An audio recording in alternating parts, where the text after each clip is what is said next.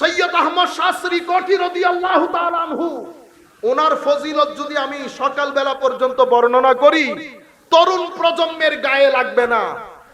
কখন গায়ে লাগবে?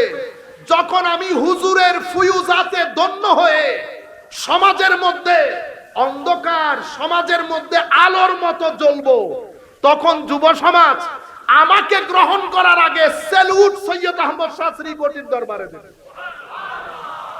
আপনি বুঝতে পেরেছেন?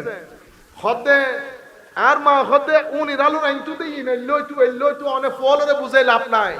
অনে উনি রালু এন রান্দি ফলরে খাবন খাবাইলে আরিয়েন বুঝন ফেতুনু ছেলেরা নিজেরাই বলবে শুটকির আলোর টেস্ট কেমন। আপনারা বুঝতে পেরেছেন?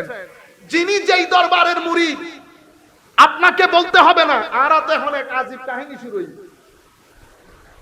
মুরিদে এখন ফিরুর প্রশংসা শান গাইতে গাইতে মুরিদুর শান শেষ। মুরিদ কেমনে পীরের শান গায়, তাইলে তো বোঝা যাচ্ছে আপনি আরো উপরে উঠে গেছেন। আপনারা বুঝতে পেরেছেন?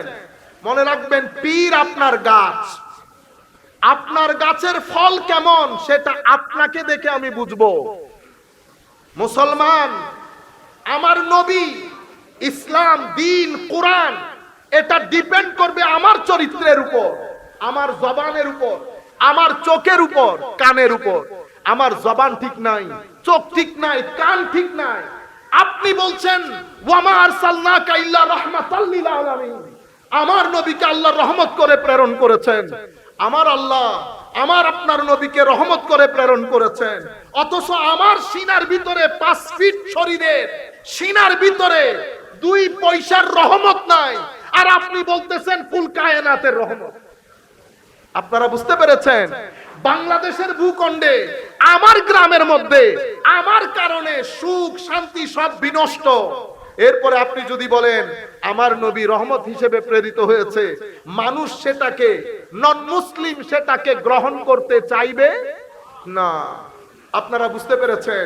সুতরাং আমার শরীরের মধ্যে 5.5 ফিট এই শরীরকে আগে রহমত বানান, 5.5 ফিট এই শরীরকে বাংলাদেশ বানান।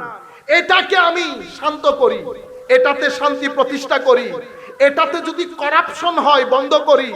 আমি রাত দিন জুলুম করি, অশ্লীলতা করি, জবান দিয়ে গীবত করি। আমার বাংলাদেশ ধ্বংসের অতল তলে তলিয়ে গেছে, 5.5 ফিটের বাংলাদেশ।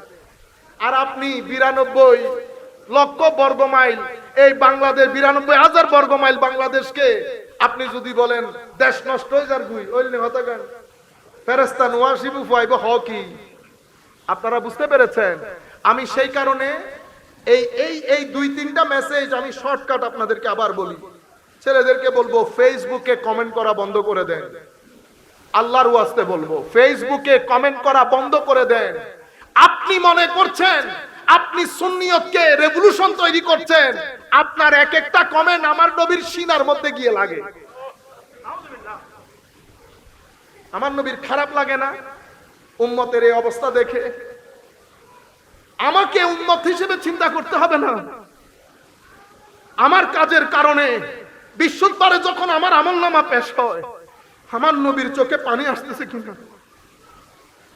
দুনিয়া থেকে চলে গেলাম, একটা শব্দ ব্যয় করতে পারলাম না, যেই শব্দ দেখে আমার নবী বলবে বা উম্মত বা।